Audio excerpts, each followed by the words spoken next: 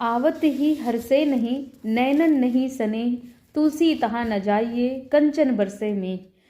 अर्थात जिस स्थान पर जाने पर आपको देख करके लोग प्रसन्न ना हो, आपके लिए लोगों के मन में प्रेम और स्नेह ना हो, वहाँ पर हमें कभी भी नहीं जाना चाहिए, भले ही वहाँ धन की वर्षा ही क्यों ना हो रही हो। नमस्कार, स्वागत है आपका हमारे YouTube चैनल संस्कृति रचना में। अगर अभी तक आपने हमारे चैनल को लाइक और सब्सक्राइब नहीं किया तो आप इसको लाइक कर दीजिए, सब्सक्राइब कर दीजिए और साथ ही साथ बेल आइकन को दबा दीजिए, जिससे कि हमारी वीडियोस आपके पास तक पहुंचती रहें।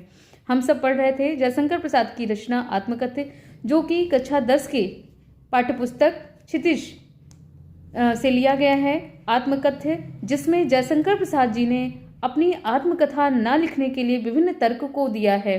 उन्होंने विभिन्न प्रकार के तर्कों को, विभिन्न प्रकार की बातों को बताया है कि वो इसके लिए असहमत क्यों हैं, जिसका एक भाग हम पहले पढ़ चुके हैं और आज हम इसका दूसरा भाग पढ़ते हैं। जब उनके मित्रों ने उनसे कहा कि आप आत्मकथा लिखिए तो उन्होंने उसके लिए मना कर दिया, और फिर वो क्या क्या बातें कहते हैं कि मैं आत्मकथा क्यों नहीं लिखना चाहता हूँ। चलिए इसके आगे की पंक्ति को हम देखते हैं। किंतु कहीं ऐसा ना हो कि तुम ही खाली करने वाले, अपने को समझो मेरा रस ले अपनी भरने वाले। यह विडंबना अरे सरलते तेरी हंसी उड़ाऊं मैं, भूले अपने या प्रवंचना औरों की दिखलाऊं मैं। उज्ज्वल गाथा कैसे गाऊं मधुर चांदनी रातों की, अरे खिलखिलाकर हंसते होने वाली उन बातों की। उन्होंने कितनी अच्छी पंक्ति लिखी हुई है। इस पंक्ति के भाव और भी अच्छे हैं और जो कि हमारे वास्तविक जीवन से जुड़े हुए हैं। अगर आप इसको ध्यान से पढ़ेंगे, ध्यान से समझेंगे तो आप ये चीज़ जानेंगे कि वास्तव में ये हमारे जीवन से जुड़ा हुआ है। यहाँ पर ये केवल जयशंकर प्रसाद जी के लिए ही नहीं, अपितु संपूर्ण मनुष्य के लिए है, हर व्यक्ति के लिए है। हर किसी को इससे समझने का, हर किसी को इससे बहुत कुछ सीखने को मिलेगा। इस पंक्ति को चलिए हम देखते हैं और इसके भावार्थ को समझते हैं, अर्थ को समझते हैं कि यहाँ पर प्रसाद जी ने आत्मकथा लिखने में अपनी असहमति दर्शाई है। अपनी असहमति दर्शाते हुए वो क्या कह रहे हैं कि इस आत्मकथा में उन्होंने परोक्ष रूप से बहुत सारी चीज़ों को लिख दिया। एक होता है प्रत्यक्ष रूप से कहना, एक होता है परोक्ष रूप से, यानी उस बात को उन्होंने कहा उसको समझना हमारे आपके ऊपर निर्भर करता है कि हम उसको किस रूप में लेते हैं, और जो कि जीवन की वास्तविकता है। आप इसको देखिए कि उन्होंने परोक्ष रूप से बहुत सारी चीज़ों को कहा है और उन्होंने अपने मित्रों और सगे संबंधियों के दोहरे व्यक्तित्व के बारे में कहा है। ऐसा तो हम सबके भी साथ है, हमारे मित्र हैं, सगे संबंधी हैं। कभी कभी ऐसा मौका आता है जब हम कभी कहते हैं ना कि अरे वो तो सामने से कुछ और दिखते हैं और पीठ पीछे कुछ और। ऐसी बातें कभी किसी के लिए हो सकता है कि कभी किसी के जीवन में ऐसी बात आई हो, किसी ने कहा हो कभी, या किसी के साथ ऐसी घटना, दुर्घटना, दुर्व्यवहार ऐसा हुआ हो, तो कहते हैं कि नहीं अरे वो तो सामने तो बहुत अच्छा दिखते हैं और पीठ पीछे हमारी कुछ बुराई करते रहते हैं। तो यही चीज़ जयशंकर प्रसाद जी ने अपने मित्रों और अपने निकट संबंधियों के दोहरे व्यवहार पर करारा व्यंग किया है। उन्होंने व्यंग किया है और व्यंग करते हुए स्पष्ट किया है उन्होंने कि आत्मकथा को अगर हम लिखना शुरू करेंगे तो आत्मकथा क्या है, अपने जीवन की पूरी गाथा है, उसमें अपने जीवन की सारे सच्चाई है। तो कहते हैं कि अगर हमें उसको आत्मकथा को सच्चाई के साथ लिखा तो क्या होगा, जीवन में हमारी जो असफलताएं आई हैं उनके कारणों को भी तो हमें स्पष्ट करना होगा कि अपनी सफलता असफलता हर चीज़ को हम वहाँ पर लिखेंगे तो जो हमारे जीवन की असफलताएं हैं उनके कारणों को भी तो हमें वहाँ पर व्यक्त करना होगा, इसका स्पष्टीकरण करना होगा।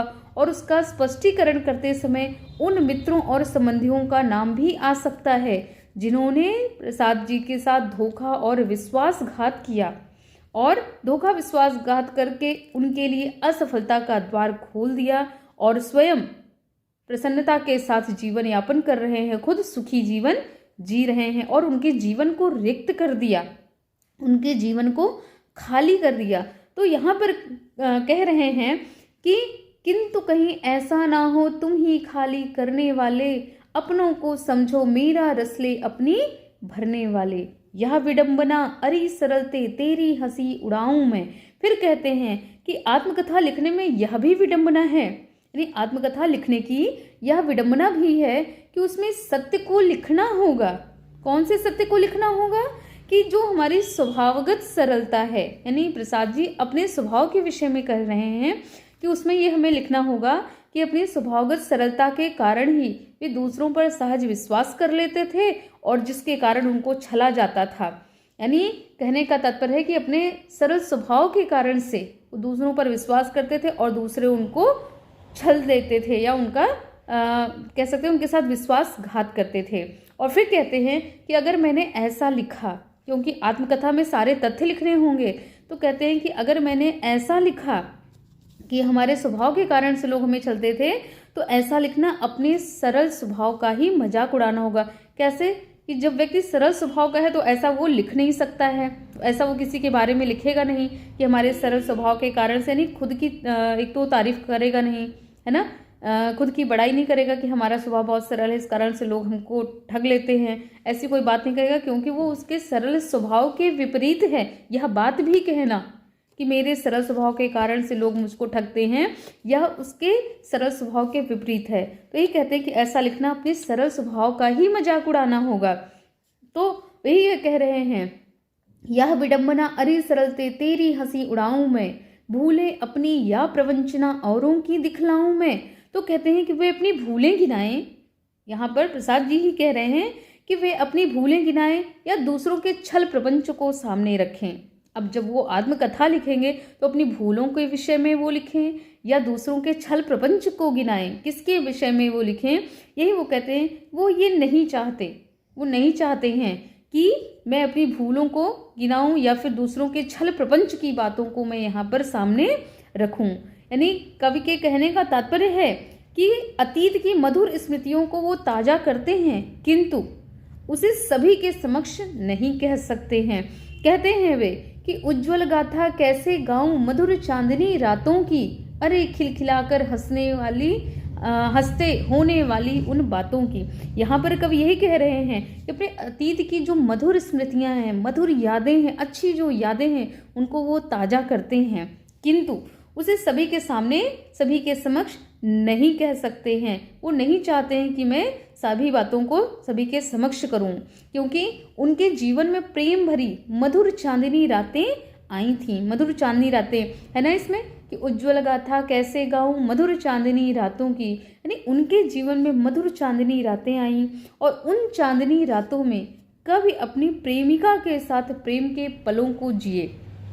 कभी अपने प्रेमिका के साथ उन प्रेम भरे जो उनके समय थे उसको उन्होंने जिया है, प्रेम भरे पलों को उन्होंने जिया है। पर ये जो अनुभूतियाँ होती हैं ये बहुत ही निजी होती हैं, उनका अत्यंत निजी बातें थी, अत्यंत व्यक्तिगत, जिसको कहेंगे उनका व्यक्तिगत था, जिसको वो सभी के समक्ष से आत्मकथा में लिख करके, आत्मकथा का विषय बना करके वो सभी को नहीं बता सकते हैं। वो यही कह रहे हैं कि उज्ज्वल गाथा कैसे गाऊं मधुर चांदनी रातों की, अरे खिलखिलाकर हंसते होने वाली उन बातों की, कि उन्होंने कहा कि मैं कैसे उसको आत्मकथा का विषय बना लूं, वह तो मेरा व्यक्तिगत मामला था, वह तो मेरी व्यक्तिगत अनुभूतियां हैं, और जो व्यक्तिगत अनुभूतियां होती हैं वो उसको हम सभी के समक्ष प्रकट नहीं करते हैं, सभी के समक्ष उसको बताया नहीं जा सकता है। और कभी ऐसा समय भी था कि वे अपनी प्रेमिका के साथ उन्मुक्त हंसी हंसते थे। यहाँ प्रसाद जी कहते उन्मुक्त हंसी, यानी खुल करके वो हंसते थे,